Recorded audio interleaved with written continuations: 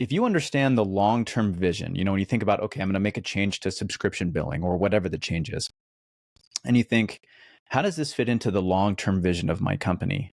Right? How does this fit into the long-term strategy, 2, 3, 4, 5 years down the road? How do I want to position our business? If you understand the benefit and then you work backwards, you think, okay, I know this is going to be good for these reasons. Now let's talk about the impact it's going to have on my customers. Let's talk about the impact it's going to have on my employees, and maybe even the impact it's going to have on me, you know? And then if I understand what those things are and I take them into consideration, I can combat those impacts ahead of time. So when you're making this change, if you decide, hey, subscription-based services, subscription-based payment is what's best for my company, make sure that there are identifiable material reasons why you're doing it. Welcome to the Bug Bucks Podcast, a podcast designed to help you become a bug money millionaire. Today's episode is brought to you by Bug Bucks Plus, the #1 course designed to help you start and grow your pest control company. I am your host, Eric Bassett, and of course, I've got your other host, Alan Draper, with me. How's it going, Alan?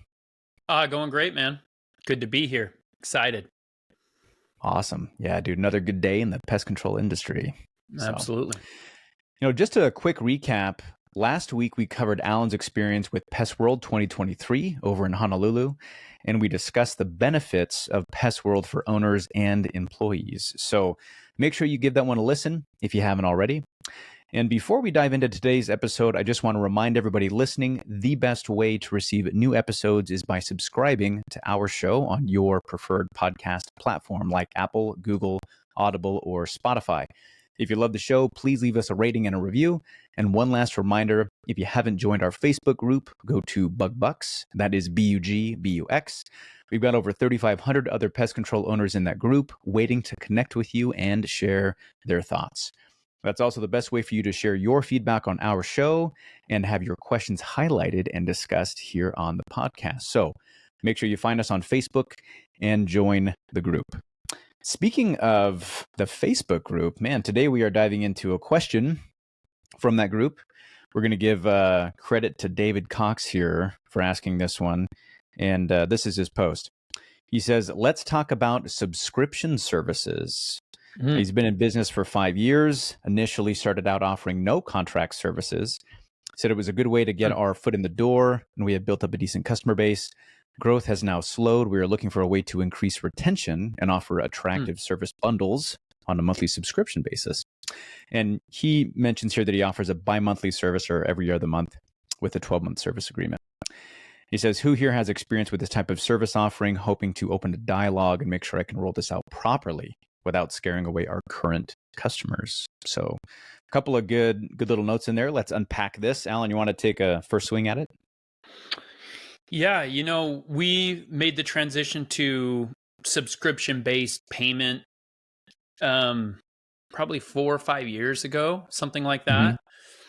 And I think at the outset, one of the first things that you have to understand is that it's not going to solve all of your problems. A lot of people think that when companies go through systemic change or, there's some administrative changes, that it's going to be all easy, that it's going to be streamlined, that there's not going to be any hurdles. Get that out of your mind, especially with subscription-based services. And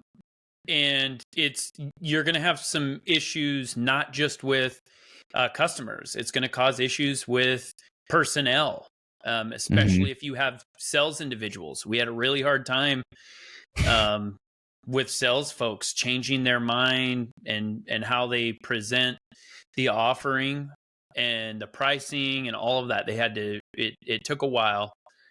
But for us, once you kind of break through this barrier of, okay, it's not going to be perfect.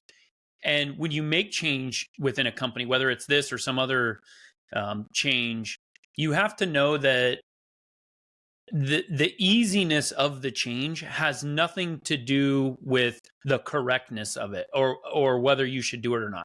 Sometimes business owners think that. They think that if you make a change and it's a better move, that it's the right thing if it's easy. And this is not the way it works out. A lot of times, the best changes are the most difficult. So that's okay. And it's going to be any type of change is difficult because we're human beings. We like homeostasis, we like survival. And anytime we make a change, we become more susceptible to, some type of risk. Although, we're not living in caves anymore, so it's not necessarily to our survival physically or not. But wrap your head around that. And, I think you need to decide whether it's right or not for your company based on a strategy basis. If you're talking sheer retention, you're going to retain more people. And that's because of the function of where society is headed nowadays. So there's two parts to that. Number one, we're in the Netflix era, where it's like you have a monthly subscription to Netflix and you have a monthly subscription, for lawn care or your pool cleaning or YouTube TV or, you name it. There's a monthly fee, and the monthly fee can be really good, but in the beginning, it's a little tougher because it's a new charge that they're seeing every month. But once they get over that period of time where it's like, okay, I'm not surprised by this monthly charge anymore, then it's like when they look at their statement, they don't really see it. And that gives you an opportunity to kind of add value back through reservices and things like that because of the second aspect. And that is disassociating the payment from the service. You don't get as many, hey, your technician was out here for 15 minutes type calls. Now, they shouldn't be out there for just 15 minutes. We need to always be building that value back through the service. But when you disassociate the subscription price from the service, then you're able to say things like, you know what, I don't know if you knew this, Susan, but you have a guaranteed pest control, which means, we can come back at any time if you give us a call, and gives you a chance to have that conversation. A lot of people, this surprised me about the pest control industry. A lot of our customers don't know that they get free reservices.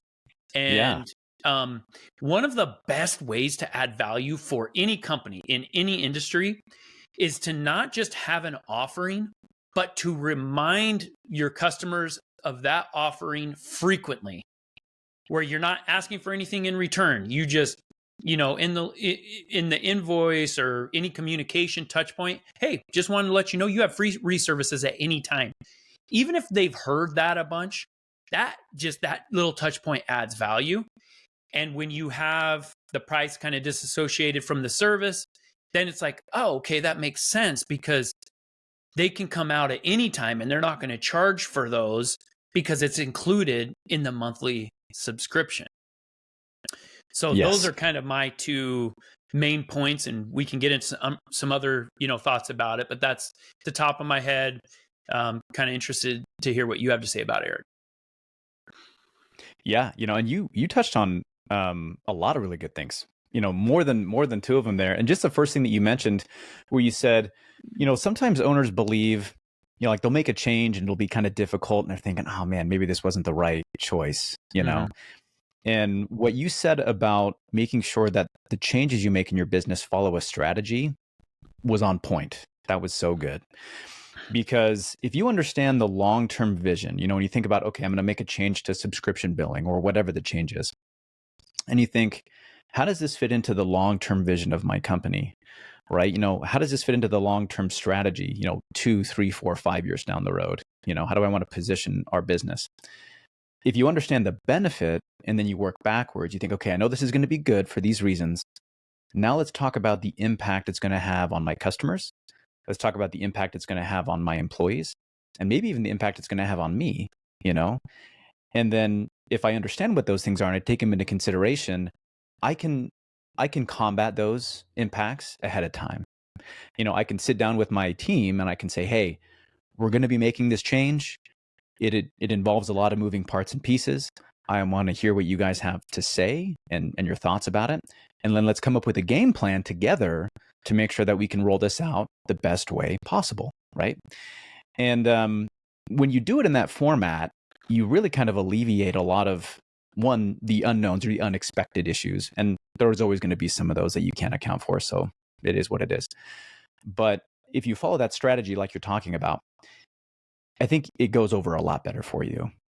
But still, it's gonna be a little bit tricky, gonna be difficult. You're gonna have pushback from customers, pushback from employees, just general sense of discomfort because you're changing the status quo. You're doing something that everybody's used to and it's nice and easy. And you're doing something different that they're not used to and is confusing, right? It's that discomfort. So I just wanted to touch on that because that was great. That transcends the subscription service idea and goes into pretty much any business change you want to make, right? For sure. But yeah, we changed to subscription billing back in 2020. And we kind of did it. It was interesting. We had a sales team, a third-party sales team that was coming in to knock for us, and they said, "Hey, we already do the subscription billing model, and we'd like to keep doing it for you guys if that's a possibility." And so we looked into it and we just pulled the trigger on it that winter. We're like, let's do it. You guys are going to sell it that way. We'll start selling it to our new customers that way. We'll get everybody on board at the same time. I will say that I decided I like to isolate the variables when I make changes as much as I can. So I changed the billing format for new customers. I said, hey, any new customers that come in the door, we're doing this model, right? For any existing customers that you talk to, if it comes up in conversation, we can switch to that. But I didn't put any emphasis on transitioning my existing customer base over to the new model because I didn't want to deal with that much variable at the same time. So for our company, it's been funny.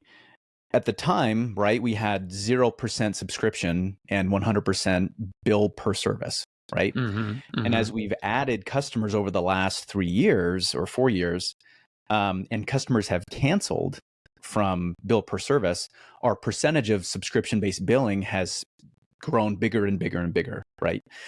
And eventually, just naturally, what'll happen is you'll add more customers and lose more customers, and you'll end up with a 90 to 95% subscription-based billing, right? So if anybody's listening and you're thinking, man, I don't know how I would transition my entire customer base over. You don't have to do that necessarily. You can do it, and I've worked with some PCOs that wanted to, and so I've helped them make the transition. But it's different than like a price increase. I can send out a letter to a customer that says, hey, to maintain our value, we're going to be increasing your price tag to this. Call us if you have any questions. I would not recommend that you change somebody's payment frequency because it's a much bigger change that kind of takes a little bit more engagement. And to be fair, I don't have any experience proactively changing a whole customer base like that, at least not with my company. So I can't give you any numbers.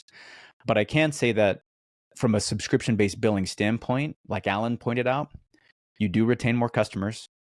They have a better way of budgeting for the service. So if you consider it, if a customer is feeling poorly about the value that they see in your treatment, right? 3 months is just long enough for them to forget about how much they pay for their quarterly service until they get that reminder call.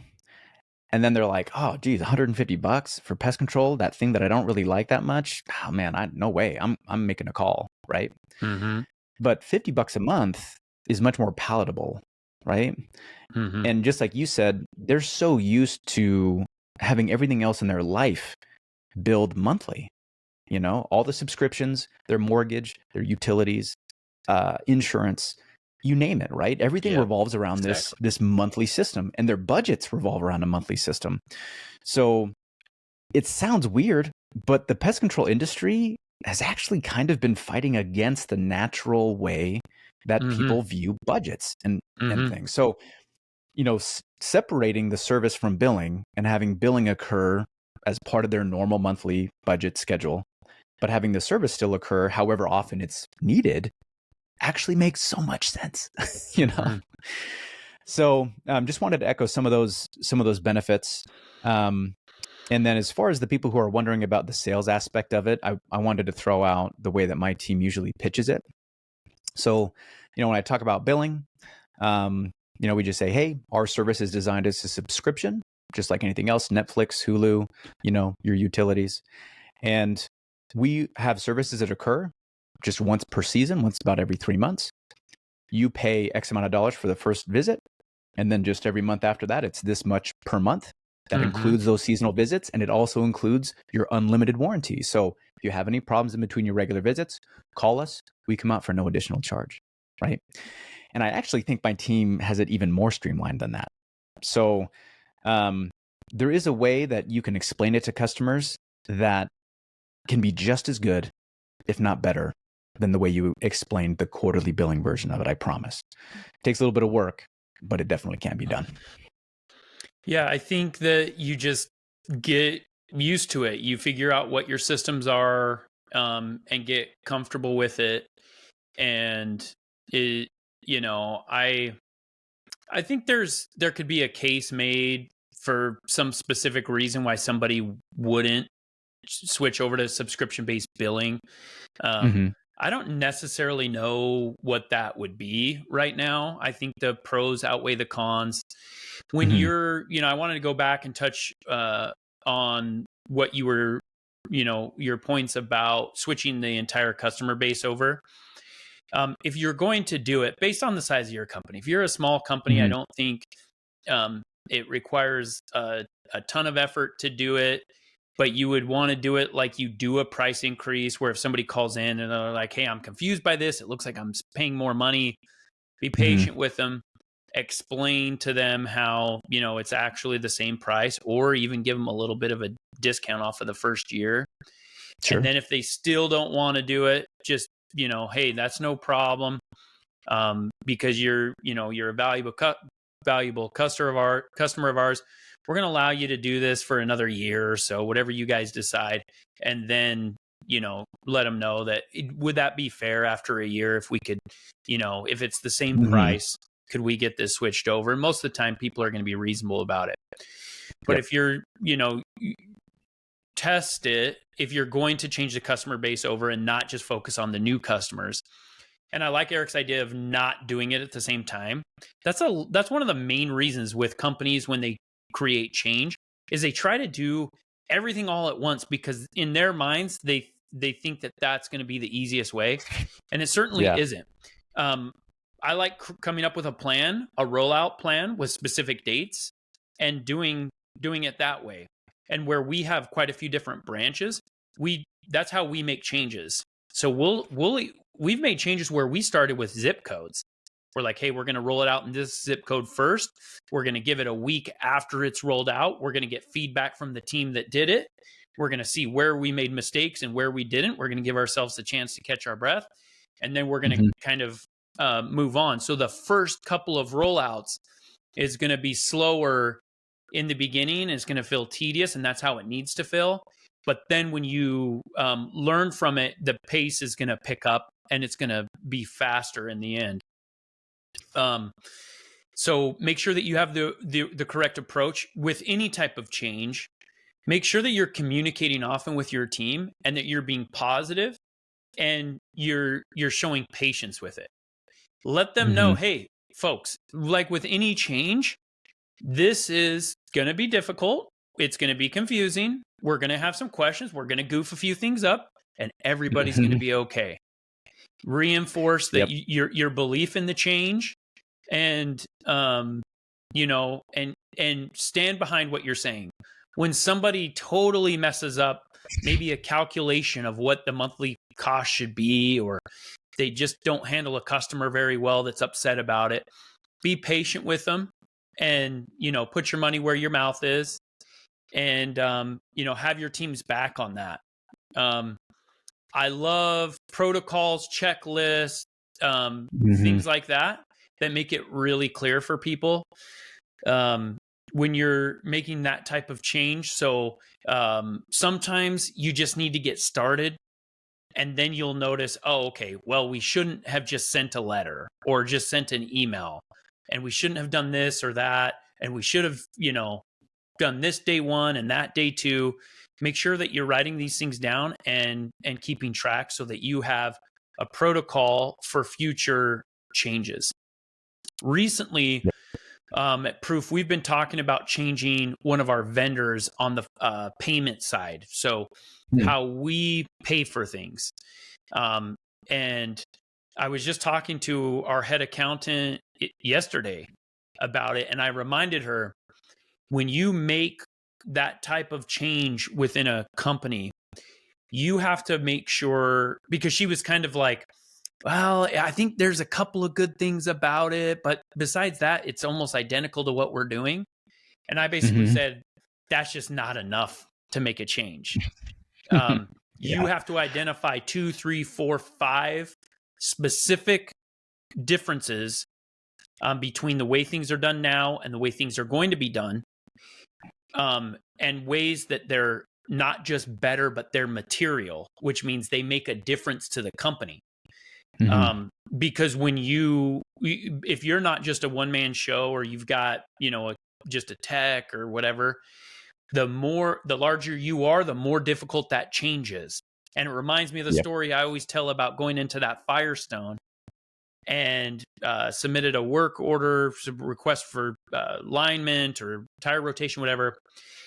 And he's like, all right, we got you set, hits a button, and all of a sudden I hear this dot matrix printer going off. And I was like, this was a couple of years ago. Yeah. And I hear this dot matrix printer, and I look over in the corner, and sure enough, there's a dot matrix printer, with the holes on the side that you kind of tear off with the carbon copy. And I asked him, I'm like, man, you still use that printer, huh?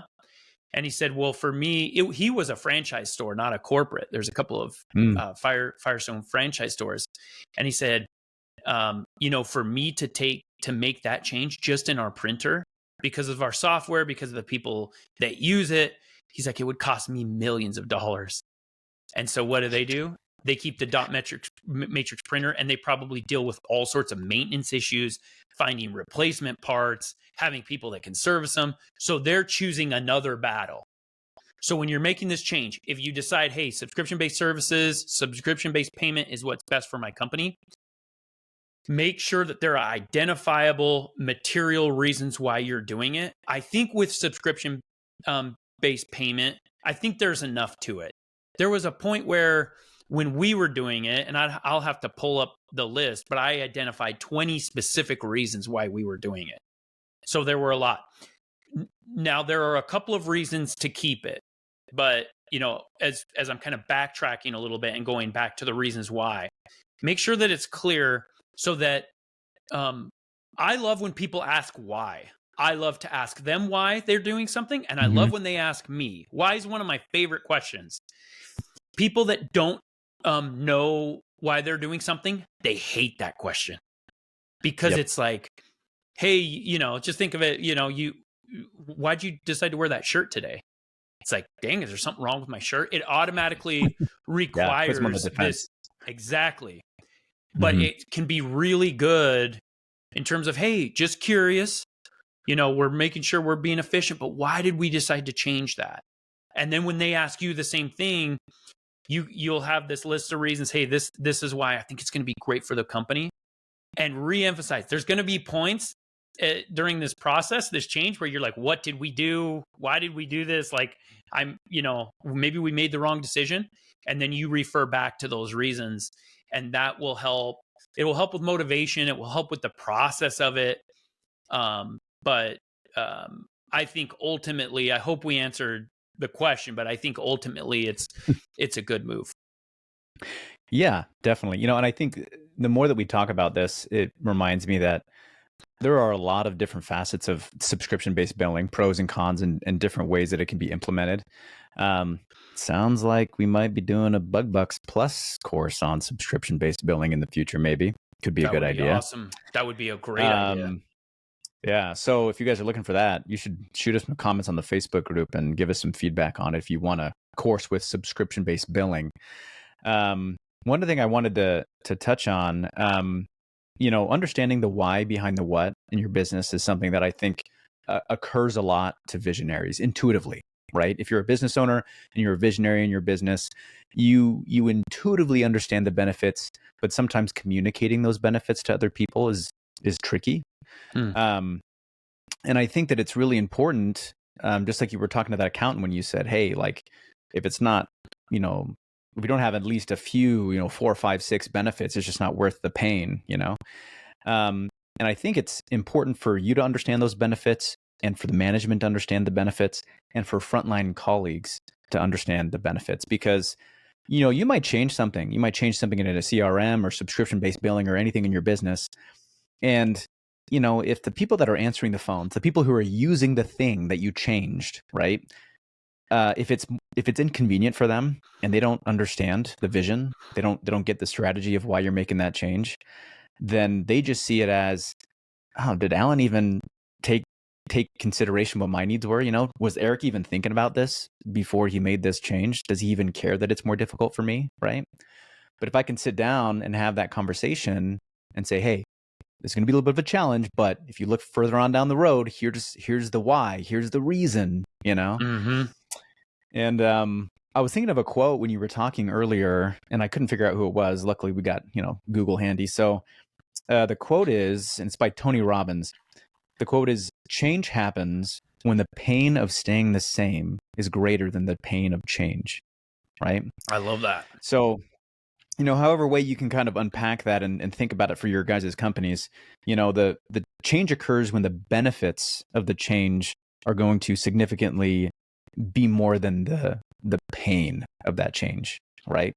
And when everybody's on the same page about what those benefits are, it makes so much more sense all the way around, right? So, awesome episode. Well, I think we'll great question, might dive into a Bug Bucks Plus course. Yeah, that'll be that's great. A great question. That's something that's really weighing on a lot of people's minds. It's very time appropriate. It's something that needs some more in-depth analysis. But I love these questions from our group, and it's cool to see the responses that people are getting within the group.